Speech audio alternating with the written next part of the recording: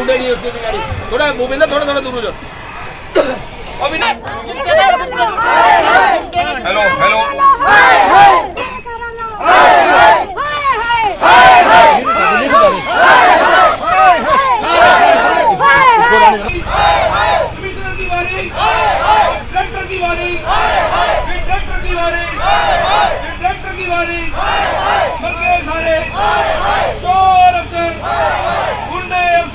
निगम commissioner मुर्दाबाद। Sir पुतला किसका है?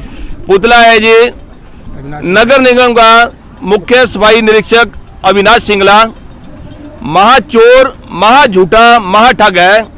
इन्होंने जितने भी नगर निगम सफाई कर्मचारी हैं उनको तो तकरीबन सभी को ये तंग करता है, झूठे आरोप लगाता है, अपना कमाई करने के चक्कर में हरासमेंट करता है इनको। कई कर्मचारी हमारे इन्होंने निकाल रखे हैं, 135 कर्मचारी।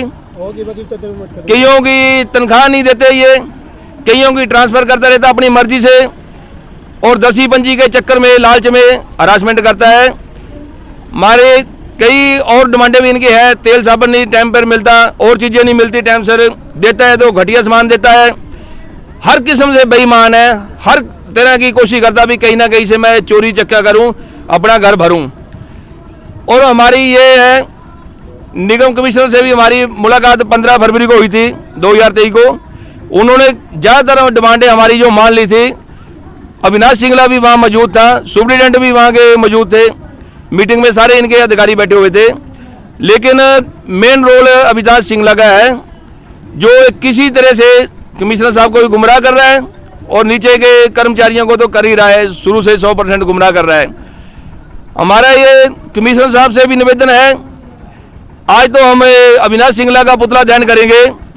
समय रहते अगर हमारी डिमांडें ना मानी गई, मीटिंग के लिए संस्था को ना बुलाया, इनसे वार्तालाप, कर्मचारियों की मांगों के लिए अगर समाधान ना किया, विचार विमर्श ना किया, तो साथियों हम कमिश्नर साहब तो है, डायरेक्टर साहब का भी, हरियाणा सरकार का भी पुतला फूकेंगे। हम पीछे हटेंगे नहीं। हमारे सारे कर्मचारी हैं, बढ़ चढ़ के हिस्सा ले रहे हैं, सभी की एक राय है। बहुत कर्मचारी निराश हो चुके हैं और बहुत दिनों से ये हरासमेंट कर्मचारियों कर रहा है। और इसी के साथ हमारा जो HSBP के मुख्य प्रशासक चीफ एडमिनिस्ट्रेटर अजीत बालाजी जोशी है, इनसे भी हमारी 28/10/2022 को मीटिंग हुई थी। उसके बाद भी एडमिनिस्ट्रेटर हेडक्वार्टर से भी हमारी बात हुई थी श्री धर्मवीर सिंह से। और हमारा हुड्डा सेक्रेटरी है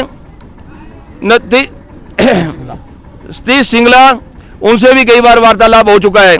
लेकिन साथियों जो चीफ एडमिनिस्ट्रेटर ने हमारी डिमांडें मांगी थी हुड्डा HSBP वालों की, जो नीचे के अधिकारी हैं, जिसमें मेन सतीश सिंगला ये महाचोर ठग है, ये ऊपर वाले अधिकारी को भी गुमराह कर रहा है। हमने इनको भी 1 महीने का टाइम दे रखा है। अगर 20 अप्रैल तक हमारी डिमांडें ना इन्होंने सुनवाई की, बार बार हमारे को गुमराह कर रहे हैं, मीटिंग पे बुलाते हैं, गुमराह करते हैं। अगर 20 अप्रैल तक ना की, हम उनका भी दोबारा पुतला दहन करेंगे, घेराव करेंगे। गेट के अंदर है तो बाहर नहीं आने देंगे, बाहर है तो अंदर नहीं जाने देंगे। ये हमारे सारे कर्मचारियों ने बैठ के अपनी सभा बुलाई है। ऑल हरियाणा की मीटिंग में भी हमारी 12 मार्च को मीटिंग हुई थी, उसमें भी ये हुआ है। हर सर्कल से हर आदमी ये सपोर्ट कर रहा है, भाई अगर ये चोर हैं तो इनको सबक सिखाना हमारे को आता है।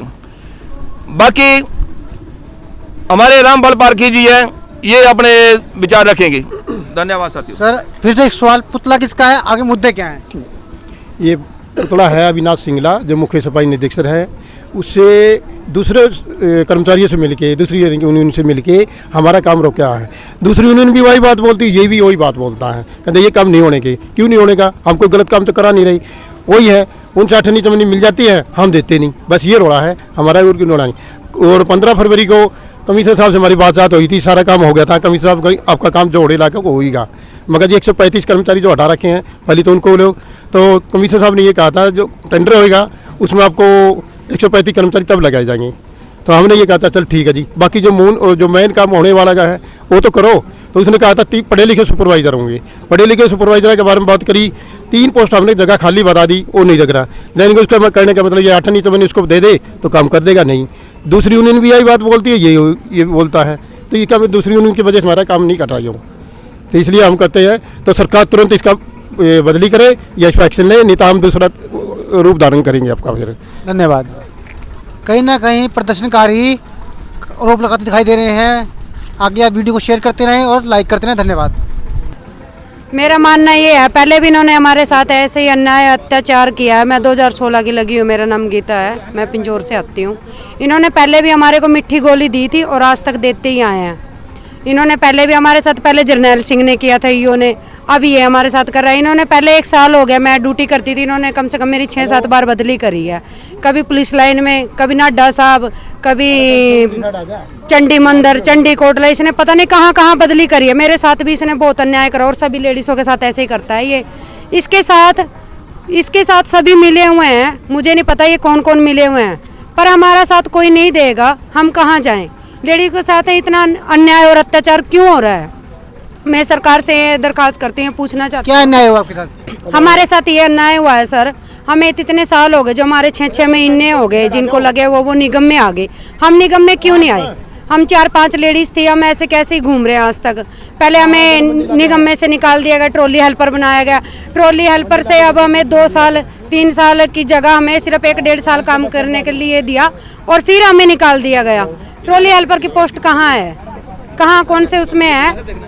किस हरियाणा प्रदेश में कहाँ पे है ट्रॉली हेल्पर की पोस्ट? कहीं भी नहीं है, सिर्फ हमारी बनाई गई है। हमारा नाम आया, मेरा नाम काट के किसी और का नाम लगा दिया गया वहाँ पे, वो निगम में आ गए। जिन्होंने पैसा दिया वो निगम में, जिन्होंने पैसा नहीं दिया वो गरीब आदमी कहाँ से पैसा देगा, कहाँ से निगम में आएगा? जब हमारे पास पैसा नहीं, कुछ नहीं है, तो हम ऐसे ही धक्के खाएंगे क्या? हम काम नहीं करते क्या? सर्दी, गर्मी, धूप, बरसात, आंधी तूफान, हम इतना काम करते हैं और मर्दों की तरह काम करते हैं। हमें ये इनाम दिया जा रहा है। अभी आप कहीं काम कर रहे हो?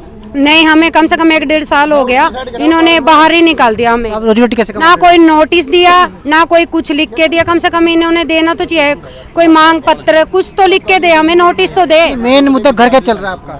घर तो जी देखो जैसा चल रहा है, बस ठीक ही चल रहा है। अपना बच्चे स्कूल जा रहे हैं, उनकी फीस भरना मुश्किल हो रही है। ट्यूशन जा रहे हैं, वो फीस भरना, रेंट पे बैठे हैं, किराया देना मुश्किल हो रहा है। अब गरीब आदमी कहाँ जाएगा? अगर जो कल को मैं सुसाइड करती हूँ, इसका जिम्मेवार कौन है? क्या सरकार भरपाई कर पाएगी इस चीज का? मैं सुसाइड करना कानूनी जुल्म है, तो ऐसी बात ना सोचें आप। कानूनी जुल्म हमारे ऊपर है, इनके ऊपर कुछ नहीं है। नहीं मैम, सुसाइड करना कानूनी जुल्म है। तो ये बताओ ये किसके ऊपर है? सरकार इस चीज को तो हमें वो दे देती है, हमारे ऊपर सब कुछ है, इनके ऊपर कुछ लागू नहीं है। ये हराम का पैसा खा रहे हैं बैठ के कुर्सी पे, ये क्यों खा रहे हैं? इनके ऊपर भी लागू करो ना। हाँ, हमारे ऊपर क्यों है? ये सब लागू करना, इनके ऊपर भी करो। इनकी चोरी चकारी बंद करो। ये हराम की, हम तो हमारी मेहनत का खा रहे हैं, ये हराम का खा रहे हैं। कुर्सियों पे बैठे हैं, एसीओ पे बैठे हैं, आराम से बैठे एसी के नीचे। हम धूप में सड़ रहे हैं, सर्दी में, गर्मी में बच्चे छोड़ के आ रहे हैं। हम अपनी मेहनत का मांग रहे हैं, हराम का तो नहीं मांग रहे। अगर जो मेरी मेहनत का है तो मैं हजारों बंदों के बीच में आके मांग सकती हूँ, मेरा हराम का नहीं है वो। अगर जो मेरे सोसाइटी के ऊपर वो है तो इसके ऊपर भी एक्शन लेना चाहिए सरकार को। अब आप क्या चाहते हो? अब मैं ये चाहती हूँ हमारी नौकरी वापसी दी जाए और जो मेरी पोस्ट थी वो मुझे वापसी दी जाए। आज तक मेरे पास जितने भी कागज हैं, मैं किसी भी में ट्रॉली हेल्पर नहीं थी, मैं सिपर थी, मुझे सिपर की पोस्ट मिलनी चाहिए बस। धन्यवाद। आप देख सकते हैं प्रदर्शनकारी किस तरह से आरोप लगाए जा रहे हैं अधिकारियों पे। आगे वीडियो को शेयर करते हैं और लाइक करते हैं। धन्यवाद।